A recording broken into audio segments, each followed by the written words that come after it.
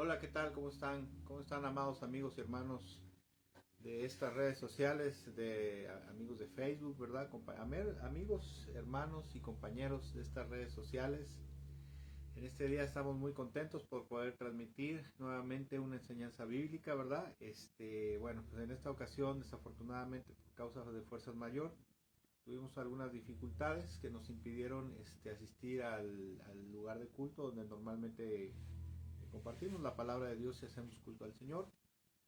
Y bueno, dicho sea de paso y de antemano, les pido por favor, les ruego que oren por un servidor, oren por mí, por mi familia, ya que al paso de un cierto tiempo hemos estado experimentando algunas dificultades, problemas, que bueno, pues ya sabemos que de dónde vienen las dificultades, los estorbos sobre todo principalmente.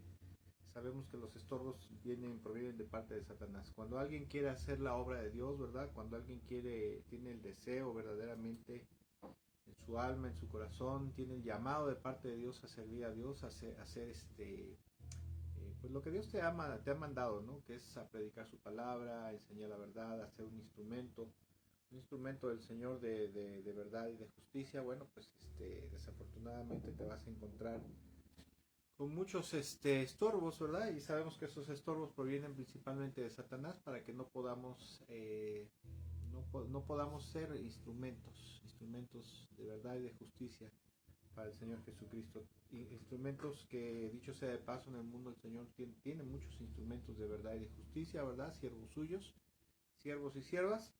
Aunque también sabemos por la experiencia propia que en este mundo pues hay muchos falsos profetas, ¿verdad? Cizaña, hijos del maligno, que pues desgraciadamente desde el inicio de la iglesia cristiana, el Señor Jesucristo había dicho, había profetizado que estarían acompañando al pueblo de Dios al trigo verdadero, ¿verdad? Pero bueno, ese será otro tema. En esta ocasión queremos compartir una enseñanza que lleva por título Muéstranos al Padre. Muéstranos al Padre. Y creo que los que conocen esta porción bíblica de donde sale estas palabras, esta expresión, pues ya se imaginarán más o menos por dónde va la cosa, ¿verdad? Pero bueno, en este día, antes que nada, como decía yo, damos muchas gracias a Dios en el nombre de Jesús, en el nombre de nuestro Señor Jesucristo, por permitirnos un día más poder compartir su palabra, poder estar con ustedes a través de este medio. Como decía yo, desafortunadamente pues no pudimos asistir a la iglesia, asistir a la congregación por dificultades, adversidades que surgen a veces en la vida, ¿verdad? Esperamos pronto, muy pronto, que todas estas cosas Dios nos permita llenarlas, ¿verdad? Esperamos que el Señor extienda su mano poderosa a favor de nosotros para poder continuar con su obra y sobre todo poder continuar con el llamado al cual fuimos llamados, ¿verdad? Como siervos de Dios, ¿verdad? Para exponer su palabra y edificar al cuerpo de Cristo. No estamos diciendo que nosotros seamos alguien, ¿verdad? Importante, sino simplemente somos uno de los miles o millones de instrumentos que el Señor tiene en este mundo para edificar a su pueblo. Y bueno, en este día, como decía yo, quisiera compartir una enseñanza, un mensaje, ¿verdad? De parte del Señor basado en su palabra, que se titula Muéstranos al Padre, ¿verdad? Y bueno, en una ocasión, bueno, antes de entrar de lleno en esto, quisiera compartir una cita bíblica, palabras de nuestro Señor Jesucristo, en las cuales Él dice, yo hablo, ¿verdad, Juan? Esto es Juan 8, versículo 38, en los cuales dice, yo hablo lo que he visto en presencia del Padre, así también ustedes hagan lo que del Padre han escuchado. Una de las cosas que quisiera comentar, ¿verdad? Y decir que el Señor Jesucristo siempre que habló a la gente, siempre que Él predicó a la gente, una de las cosas que Él dijo y que él recalcaba, ¿verdad? El Señor Jesucristo dijo que todo lo que Él hacía y que todo lo que Él enseñaba, todo lo que Él predicaba, era porque eran las cosas que el Padre Celestial le había mostrado, ¿verdad? Le mostraban a Él, que el Padre le mostraba a nuestro Señor Jesucristo que tenía que decir, tenía que hacer, a dónde tenía que ir, ¿verdad? Porque el Hijo de Dios, el Señor Jesucristo, como Mesías, como hijo de Dios, él era obediente a su Padre Celestial, ¿verdad? Él era obediente al Padre y y pues obviamente él no podía hablar, él mismo decía que él no podía hablar más allá de lo que el Padre Celestial le mostraba, más allá de lo que el Padre Celestial le decía que tenía que decir o que hacer, ¿verdad? Porque él venía específicamente a cumplir con la palabra de Dios, ¿verdad? Con la voluntad de Dios específicamente. Y bueno, a manera de introducción quisiera yo comentar, ¿verdad? Que en el mundo religioso que cree en Dios, ¿verdad? Porque el mundo religioso en este mundo es amplio, ¿verdad? Hay religiones, hay fes como el budismo, el sintoísmo, ¿verdad? El hinduismo, la metafísica, la nueva era y muchas cosas, ¿verdad? Que no precisamente tienen que ver con Dios, sino con otras doctrinas, ¿verdad? Bueno, pues es un mundo religioso amplio, pero dentro del mundo religioso que hay en este mundo, que cree en Dios, ¿verdad? Siempre habrá una inquietud en el corazón de la gente por una inquietud y un hambre por conocer cada vez más de Dios, ¿verdad? La gente tiene el concepto, la gente que empieza a creer en Dios, siempre va a tener esa hambre, esa necesidad, esa inquietud por conocer cada vez más al Dios del cual en el cual está creyendo, ¿verdad? Y bueno, de hecho, en este mundo siempre va a haber gente que dice tener un conocimiento especial, un conocimiento grande y amplio acerca de Dios, ¿verdad? Y muchas veces es así, pero otras veces no es así, ¿verdad? Algunas otras personas dicen que conocer a Dios, ¿verdad? Que tienen conocimiento acerca de Dios por medio de revelaciones místicas y experiencias extrasensoriales, ¿verdad? Hay algo que se le conoce como híjole, no me acuerdo, ahorita se me fue, tenía yo la palabra en la boca, ¿verdad? Pero hay gente que dice que tiene una revelaciones especiales de parte de Dios, ¿verdad? A través de que Dios le habla, de que Dios se le revela, de que Dios le dice ciertas cosas que tiene que hacer, ¿verdad? Y experiencias místicas, extrasensoriales, ¿verdad? Que tienen supuestamente encuentros con Dios y que Dios me dijo que tenía que decir eso, que tenía que hacer aquello, ¿verdad? Cuando verdaderamente no son cosas de Dios. Creo que todos sabemos acerca de eso, ¿verdad? Sabemos que también hay gente que ha leído la Biblia y que cree tener un conocimiento correcto acerca de Dios, cuando verdaderamente no es así, ¿verdad? Hay mucha gente en este mundo, de hecho todos los grandes falsos profetas, los grandes apóstatas que existen en el mundo religioso, dicen a través de su lectura bíblica y de su interpretación personal de las Sagradas Escrituras, dicen tener un conocimiento correcto, ¿verdad? Y de ahí se forman las sectas, se forman las falsas religiones, y esto es un grave problema también, ¿verdad? Y por esta causa, por esta razón, ¿verdad? Ya me acordé, hay gente que dice tener conocimiento a través de revelaciones especiales y a eso se le conoce como teosofía, ¿verdad? La teosofía es un tipo de meditación trascendental, por decirlo así. Gente que se mete a orar supuestamente, a tener oraciones, tiempos de ayuno y oración extremos, largos, profundos, y a través de esos tiempos supuestamente reciben revelación de parte de Dios, y a esto se le conoce como teosofía, o sea, un conocimiento recibido por revelación mística. Este es un grave problema porque aquí generalmente es donde Satanás mete la cola más fuertemente y ahí se producen fuertemente los engaños de Satanás. De hecho, muchas religiones como el Islam, por ejemplo, el Islam, el G12 y algunas otras religiones que creen hablar del Dios de los cielos, han nacido precisamente a través de esto, por la famosa teosofía, por revelaciones místicas, ¿verdad?, acerca de Dios.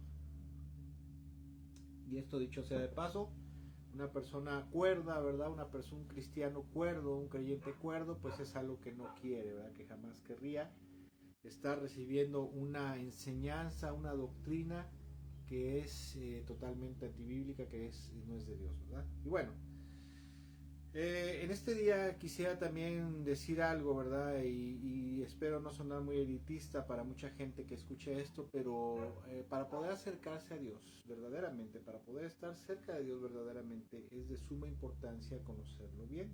La Biblia en diversas partes nos enseña que si nosotros no tenemos un conocimiento correcto acerca de Dios, no podemos acercarnos jamás a Dios.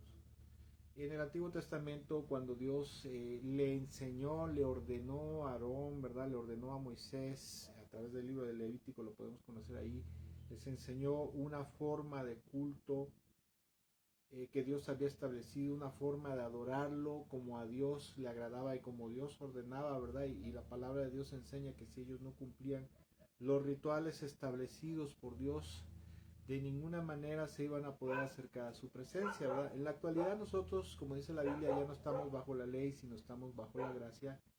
Y no tenemos que seguir unas ceremonias ritualistas para poder acercarnos a la presencia de Dios, porque ahora actualmente nosotros todo esto de acercarnos a Dios, de tener comunión íntima con Dios, lo hacemos a través del Espíritu Santo, ¿verdad? A través de una comunión íntima, una comunión cercana a través de la fe en nuestro Señor Jesucristo, y aparte de eso la fe, aparte de la fe, a través de la intermediación del Espíritu Santo. Pero sí es muy cierto y es muy verdadero, y la palabra de Dios nos enseña que si nosotros no tenemos una fe adecuada, que si nosotros no tenemos una fe correcta basada en la sana doctrina de la palabra de Dios, es imposible que podamos tener una comunión verdadera e íntima con Dios. Eso no quiere decir que Dios no nos conozca, no quiere decir que Dios no sepa quiénes somos, dónde estamos, qué necesidades tenemos, qué inquietudes, qué problemas, qué dificultades, ¿verdad?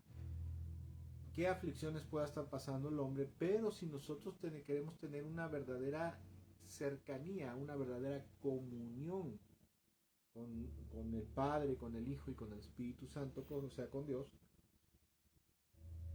y que en contraparte haya un agrado en el corazón de Dios, haya un beneplácito de parte de Dios hacia nosotros, entonces nosotros tenemos la necesidad de conocerlo bien. ¿Para qué? Para andar correctamente en sus caminos, y de esa manera el Padre Celestial, el Hijo y el Espíritu Santo, el Señor, ¿verdad?, puedan estar contentos y de agrado con nosotros, y de esa manera nosotros podamos recibir su gracia y su misericordia. No sé si usted lo sepa, ¿verdad?, pero la única manera de poder recibir la gracia, el perdón y la misericordia de Dios es a través de la fe, sí, pero su ingrediente principal será la fidelidad obediente, o la obediencia plena a la voluntad y a la palabra de Dios, ¿verdad?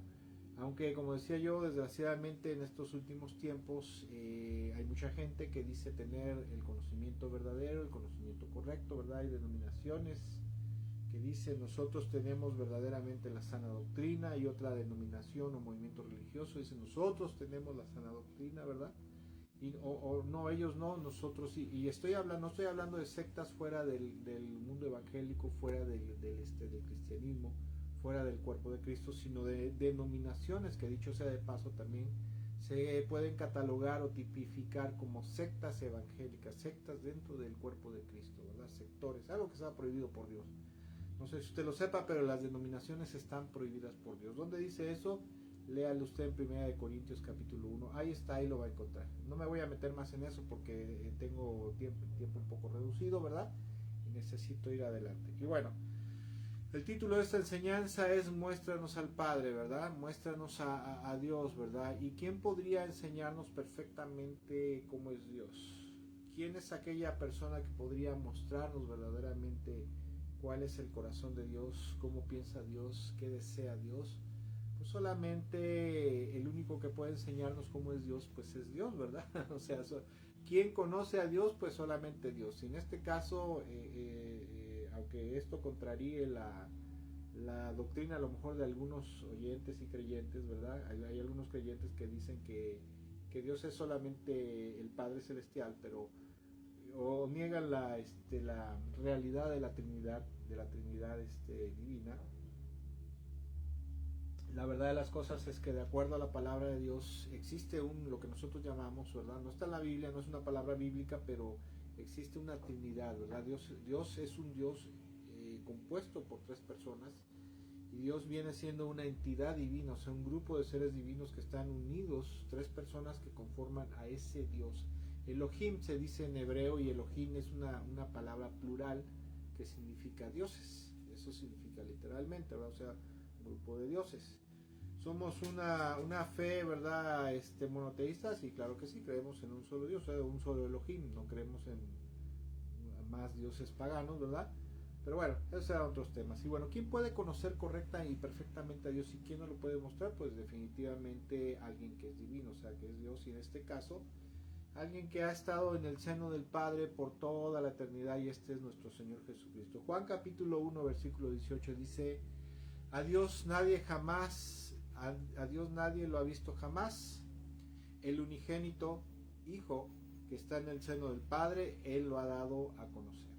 Vuelvo a repetir, a Dios nadie lo ha visto jamás. El unigénito Hijo que ha estado en el seno del Padre lo ha dado a conocer. Y aquí el apóstol Juan está hablando, está diciendo, ¿verdad?, que nuestro Señor Jesucristo estuvo siempre en la presencia de Dios, ¿verdad? Siempre estuvo en una cercanía, ¿verdad? Esa expresión de estar en el seno de alguien significa estar en una comunión y una cercanía profunda, íntima, con alguien, ¿verdad? Y Dios en su palabra nos enseña que cuando el Señor Jesucristo, cuando vino a esta tierra, entre varias de sus encomiendas, ¿verdad? Entre varias de sus encomiendas, una de ellas era precisamente venir a mostrarle al hombre, al ser humano, a su pueblo y al ser humano, perfectamente cómo era Dios, o sea, cómo era el Padre, cómo era el Hijo, cómo era el Espíritu Santo, o sea, cómo era el carácter, la naturaleza, el corazón, la voluntad, los caminos, ¿verdad? Los intereses, los anhelos, los deseos que Dios tiene, ¿verdad? Y cómo Dios piensa, cómo Dios siente, ¿verdad? Y no como las muchas creencias judías en aquel entonces pensaban que Dios era así, ¿verdad? El mismo Señor Jesucristo declaró, ¿verdad? Por un lado, por ejemplo, declaró que Él era el mismo reflejo de Dios, ¿verdad? Que Él era el mismo reflejo de Dios, y quien era quien podía tomar ejemplo y conocimiento de quién era Dios, ¿verdad? O sea, él era el único que podía mostrarnos, ¿verdad? Y que aparte de mostrarnos, sino que con sus mismos ejemplos, con su misma enseñanza. No es malo, fíjate quién se acercó por ahí y agarró algo, por favor. Perdón, hermanos, por esta interrupción. Pero, perdón, es que estamos transmitiendo en vivo, ¿verdad? Cuando estás transmitiendo en vivo siempre va a haber interrupciones, siempre va a haber cosas así, ¿verdad?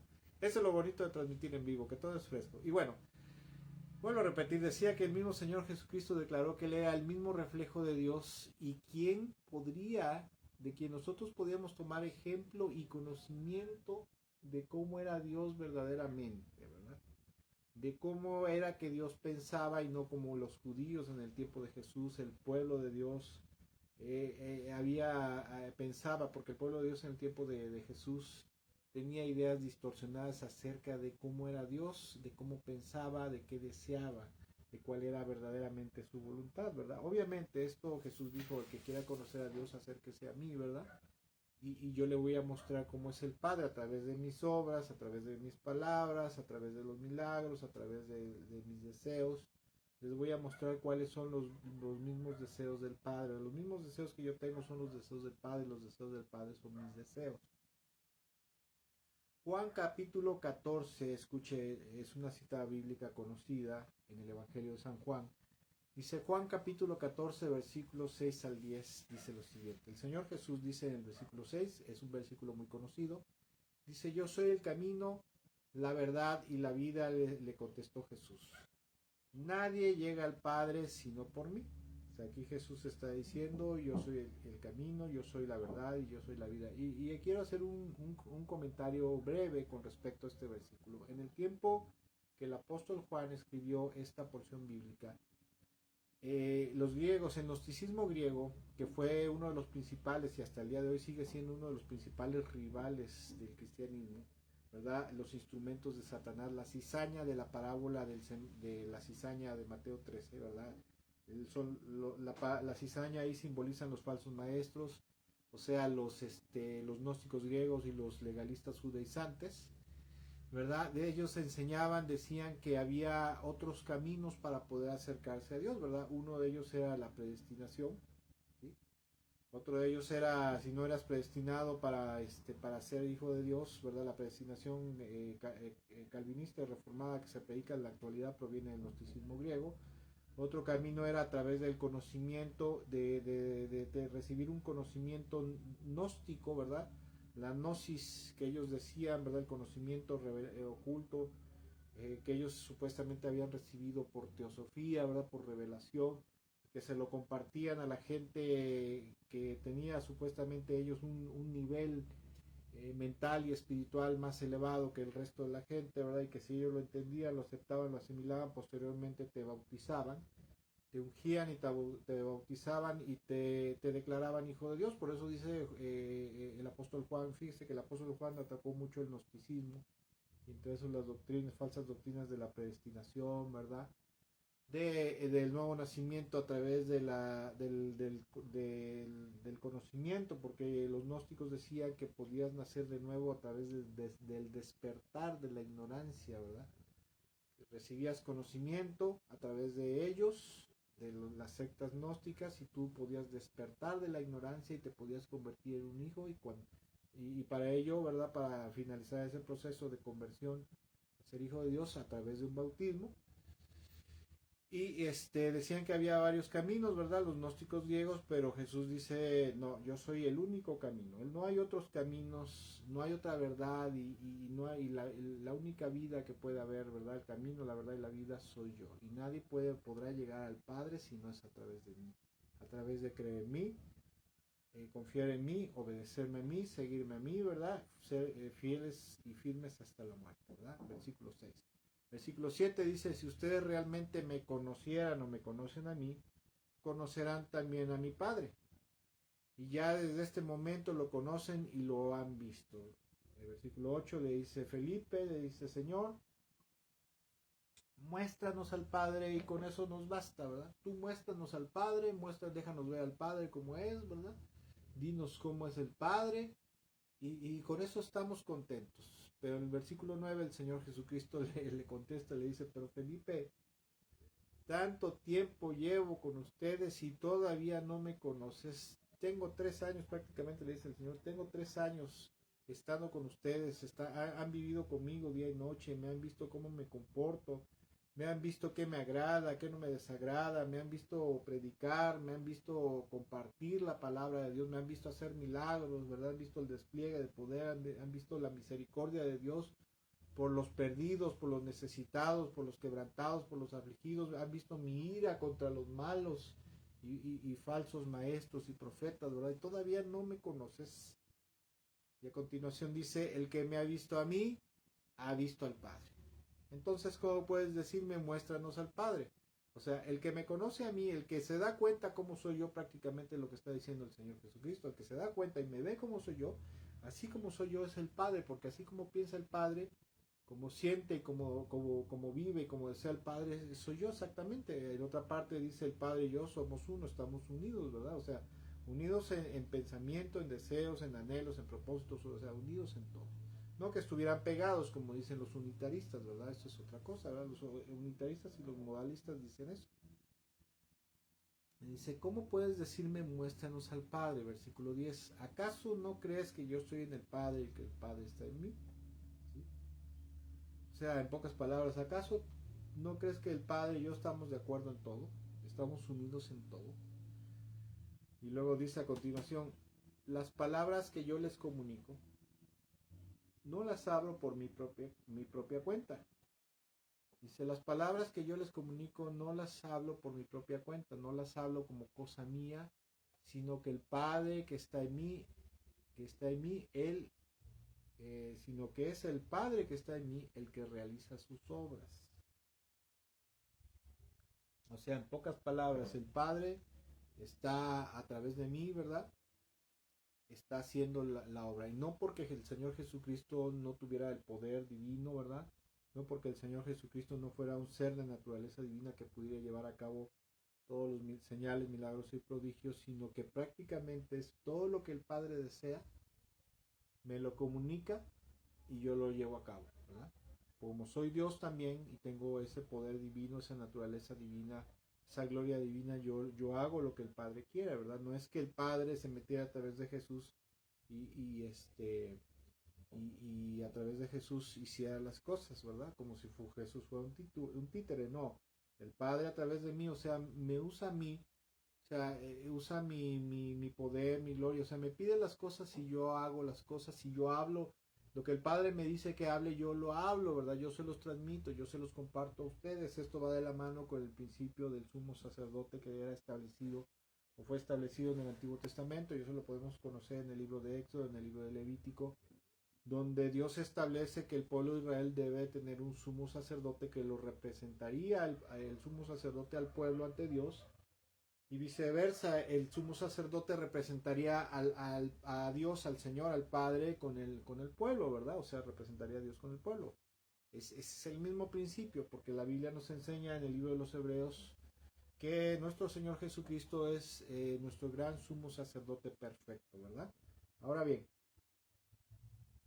para los tiempos de Jesús, en medio del pueblo de Dios, había, escuche esto, había, porque es importante, había muchas enseñanzas y conceptos incorrectos, equivocados acerca de Dios, de su carácter y de su voluntad. ¿Sí? Había muchas falsas enseñanzas, muchas falsas doctrinas, como las hay en la actualidad también, ¿verdad?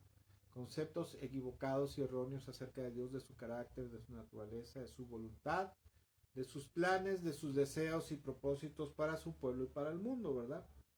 Hay muchos, pero como ejemplo, por ejemplo, en el tiempo de Jesús, los fariseos principalmente, los fariseos creían, ¿verdad? Albergaban una falsa de esperanza y una falsa enseñanza, y decían que cuando Dios mandara al Mesías al mundo, el Señor, ¿verdad? O sea, en este caso el Padre lo enviaría a establecer inmediatamente el reino de Dios sobre la tierra. Por eso es que antes de partir, el Señor Jesucristo, los discípulos le hacen una pregunta, ustedes se deben de acordar, ¿verdad? Y el Señor o sea, ¿cuándo vendría el reino de Dios a establecerse plenamente? Porque esa era la expectativa que ellos tenían, ¿verdad? Los apóstoles que eran judíos, ¿verdad? Porque esa era la ideología religiosa que les habían metido quizás desde niños. Entonces el Señor les dice, a ver, permítanme muchachitos, permítanme tantito. Quiero que entiendan que el reino de los cielos no vendrá y se establecerá inmediatamente.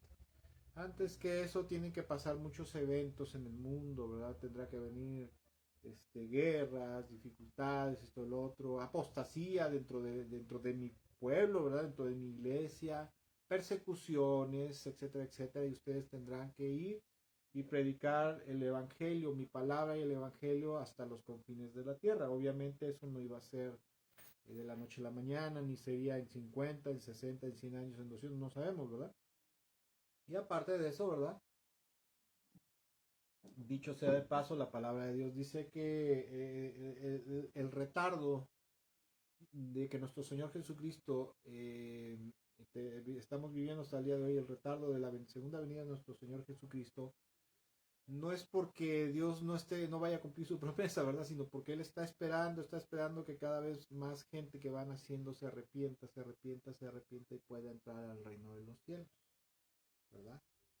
No existimos antes de ser concebidos en el vientre de nuestra madre, no hay preexistencia del alma antes del nacimiento, es una herejía platonista, neoplatónica, ¿verdad?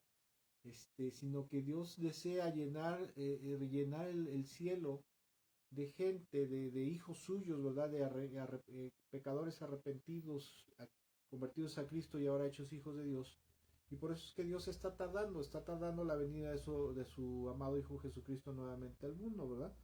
Y bueno, cuando llega esto, ¿verdad? Cuando viene el Señor Jesucristo y viene al mundo, la gente pensaba que el Mesías verdadero venía a establecer inmediatamente el reino de Dios con fuerza y con poder, ¿verdad? Con un poder aplastante, ¿verdad? Un poder no solamente político y militar, sino un poder divino aplastante.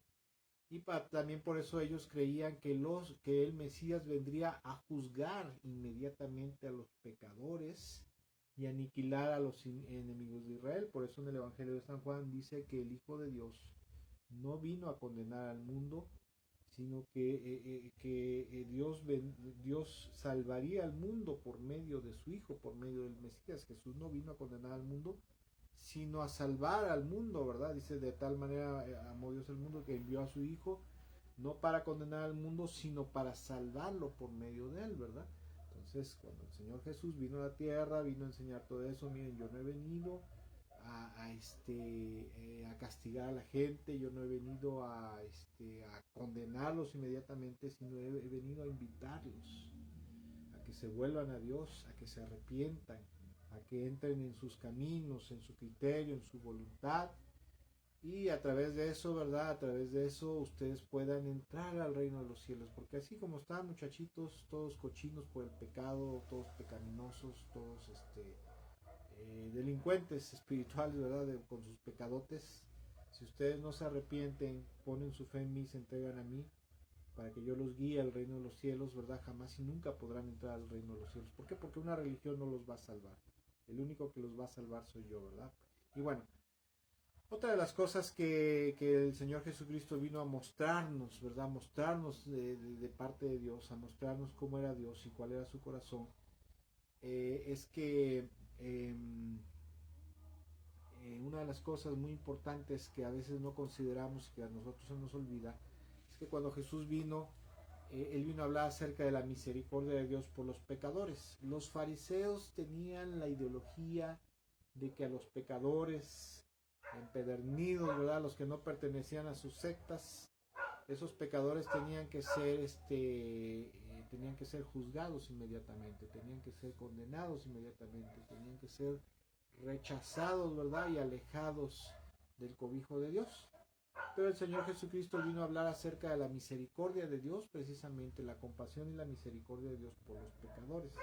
Pero no una compasión y misericordia de Dios alcahueta, ¿sí? Por los pecadores, sino una misericordia de Dios en la cual Dios les combinaba a que se arrepintieran, se apartaran del camino, para que Dios los pudiera perdonar y Cristo Jesús los pudiera salvar, o sea, transformar espiritualmente, y de esa manera pudieran entrar al reino de los cielos y ser nuevas personas, ser nuevas criaturas verdaderamente, ¿verdad? Por ejemplo, la palabra de Dios dice que el Señor Jesucristo vino de parte del Padre para llamar a los pecadores al arrepentimiento, y de esa manera pudieran entrar en el reino de los cielos. Un ejemplo de esto, por ejemplo, lo podemos ver en Lucas capítulo 5, versículo 27 al 32, donde dice que tiempo después, al salir de la ciudad, Jesús vio a un cobrador de impuestos, a un publicano, dicen otras versiones, llamado Leví, sentado en su cabina de cobrador. Sígueme y sé mi discípulo, le dijo Jesús. Entonces Leví se levantó, dejó todo y lo siguió. Y más tarde Leví dio un banquete en su casa con Jesús como invitado de honor.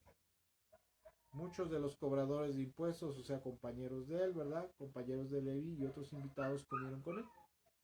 Pero los fariseos y los maestros de la ley religiosa le reclamaron severamente a los discípulos diciéndoles, o sea, la gente religiosa que tenía un concepto y una ideología religiosa, no espiritual verdaderamente, no del Espíritu Santo, no del corazón de Dios, sino religiosa solamente. Y le reclamaron y le dijeron, ¿verdad? ¿Cómo es? Dice, le reclamaron a Jesús diciéndole, ¿por qué comen y beben con semejante escoria? ¿Sí? ¿Por qué tu maestro está comiendo y bebiendo? O sea, ¿por qué está teniendo comunión con ellos? Para ellos se les hacía algo imposible, se les hacía algo horrendo, ¿verdad? Que un siervo de Dios, que un sadí, un hombre de Dios, un profeta de Dios, en su concepto de ellos, malos conceptos infundados, malas doctrinas, se les hacía imposible que un verdadero hombre de Dios, un verdadero profeta de Dios se acercara a los pecadores. Al parecer se les había olvidado que los profetas en la antigüedad, como Oseas, como Jeremías, como Isaías, ¿verdad? Como Abdías, como todos los profetas de parte de Dios, el Señor, ¿verdad? En este caso el Padre, el Señor enviaba a sus profetas precisamente al pueblo de Dios para invitarlos al arrepentimiento, acercarse a los pecadores y decirles, ¿sabes qué? Arrepiéntanse de sus pecados, abandonen sus pecados, su idolatría, su inmundicia, su fornicación, etcétera, etcétera, a esos ídolos malditos, ¿verdad? Y vuélvanse al Señor, ¿verdad? El Señor los invitaba al arrepentimiento, se les había olvidado. Los fariseos estaban deschavetados, ¿verdad? de su cabeza, estaban muy alejados de la realidad. Por eso es que el Señor vino a mostrarnos al Padre verdaderamente, ¿verdad? Y dice, versículo 30, dice, pero los fariseos, bueno, le dijeron esto, lo reclaman, versículo 31, y Jesús les contesta, escuche lo que les contesta. La gente sana no necesita médico, los enfermos sí. Yo no he venido a llamar a los que se creen justos, sino a los que saben que son pecadores y necesitan arrepentirse. Otra versión dice, yo no he venido a llamar a justos yo no he venido a llamar a justos, sino a pecadores al arrepentimiento. ¿Sí? Y en eso podemos ver cómo el Señor Jesucristo muestra que la compasión de Dios está a favor de los pecadores para que se arrepientan. Y bueno, otro ejemplo, vámonos rápidamente, ¿verdad? Otro ejemplo de esto es el ejemplo de Zaqueo. Usted conoce la historia ahí en Lucas capítulo 19, versículo 1 al 10, donde dice que Zaqueo era un jefe de publicanos, un jefe de cobradores de impuestos, y podemos entender que no era una hermanita de la caridad, sino que era una persona pues verdaderamente corrupta, porque para ser publicano tenías que ser corrupto y sinvergüenza, abusivo, pero para ser jefe de publicanos o jefe de cobrador de impuestos tenías que ser 10 veces a lo mejor más corrupto y sinvergüenza. Y usted conoce la historia, ¿verdad? Dice que va caminando el Señor y Zaqueo lo quería ver, se sube a un sicómoro, a un árbol, ¿verdad? Y cuando va pasando el Señor le dice, va Zaqueo, baja de ahí, que hoy en esta noche quiero quedarme en tu casa, quiero posar en tu casa. Se baja bien contento el chaparrito, me imagino que sale corriendo a su casa, y digan de volada, ¿verdad? Vamos rápido, hágame un banquete porque voy a recibir a Jesús, al profeta de Dios, ¿verdad? Y lo voy a recibir en mi casa, quiere comer conmigo, imagínense la alegría, ¿no? Esta gente generalmente era aborrecida por los religiosos, los supuestos representantes del Señor en ese entonces, y Jesús como la gente consideraba a Jesús como un profeta de Dios, ¿verdad? Como un siervo de Dios. No sabían, no entendían verdaderamente que él era el Hijo de Dios, era Dios encarnado, pero tenía un concepto como un siervo de Dios. Y me imagino que se puso contento, y cuando el Señor Jesús va a su casa, ¿verdad?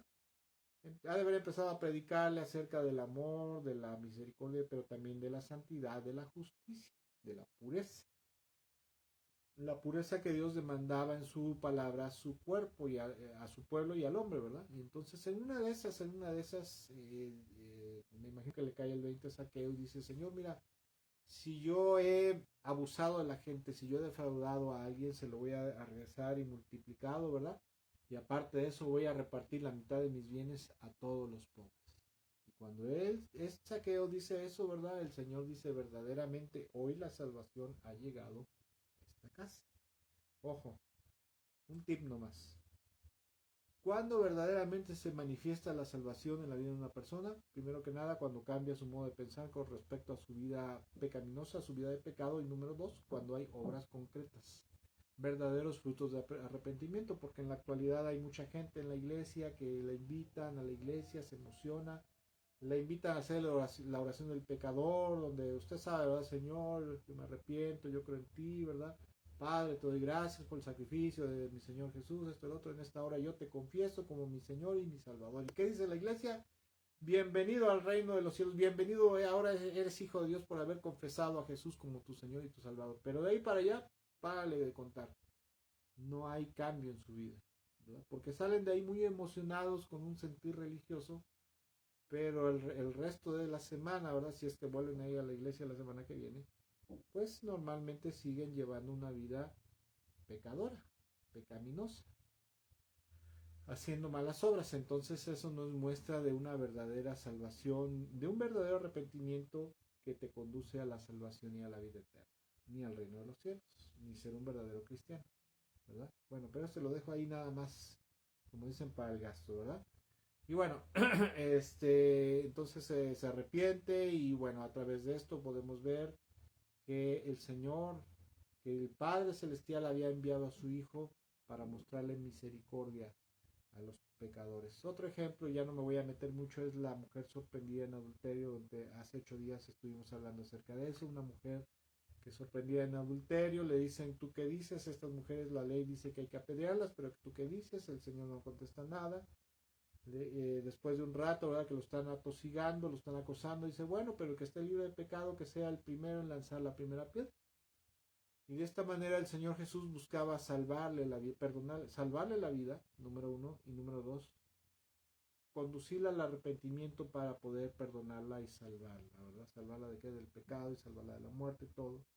Y en esto yo puedo ver una profunda compasión y misericordia de parte de Dios por los pecadores, porque en Ezequiel 18:23 la palabra de Dios dice que Dios no desea la muerte de los pecadores, sino que desea que estos se arrepientan para poder ser perdonados y salvados. Porque ese es el verdadero corazón de Dios. Muchas veces el corazón, el mundo cristiano, el mundo evangélico, ha llegado a un tipo de corazón endurecido, ¿verdad? Endurecido, empedernido. Se vuelven legalistas, religiosos, insensibles, ¿verdad? O ciegos también, ciegos, y pierden el piso. Pero ¿cómo se puede resolver esto? Pues definitivamente conociendo cada vez más a Jesús, conociendo y siguiendo cada vez más a Jesús. Y bueno, ¿por qué decíamos que el Señor Jesucristo venía a mostrar la compasión de Dios, del Padre, verdad? Porque en mismas palabras de nuestro Señor Jesucristo, Él decía que Él no podía hacer nada más que lo que el Padre le mostrara que tenía que hacer, y hablaba lo que el Padre le tenía que decir. Juan 5:19 dice: entonces Jesús explicó, les digo la verdad, el Hijo no puede hacer nada por su propia cuenta, solo hace lo que ve que el Padre hace. Todo lo que hace el Padre también lo hace el Hijo. En pocas palabras, yo no hago no hago ni digo nada más allá de lo que el Padre me muestra que haga y me autoriza que haga. Jesús podía, como Dios, decir lo que quería, sí, pero esa no era su encomienda. Su encomienda al venir y convertirse en siervo era precisamente estar sujeto al Padre, o sea, sujeto al Señor, ¿verdad? Porque Él, en su forma divina, pues Él podía hacer y deshacer, si es que quisiera así, pero eso nunca ha sido el corazón de Dios. El corazón de Dios ha sido siempre que ellos, Padre, Hijo, Espíritu Santo, estar unidos íntimamente en todo, de acuerdo y unidos íntimamente y perfectamente en todo. Porque en eso dice la Biblia, el Salmo 133, que donde hay armonía, ahí hay bendición y vida eterna, ¿verdad? Y bueno, también por otro lado, es necesario decir, ¿verdad? Que... Ah, ya me acordé lo que iba a decir, ¿verdad? Hay gente, hay gente en la iglesia, en el mundo cristiano, en el pueblo de Dios siempre ha habido. Hay gente que piensa que Dios es solamente amor y compasión y misericordia. Y hay gente que dice: mira, tú no te preocupes, tú ven a la iglesia, congrégate, ora, lee la Biblia, ven a los pies de Cristo, acércate cada vez más, acércate. Y Dios en su tiempo te ayudará a ir cambiando, a ir haciendo esos ajustes. Yo conozco mucha gente así, ¿verdad? Y usted también debe de conocer gente que lleva no meses, sino lleva 1, 2, 4, 5, 10 años, que siguen no batallando, porque eso sería algo incorrecto decirlo, sino siguen resbalando, siguen patinando en sus mismos pecados.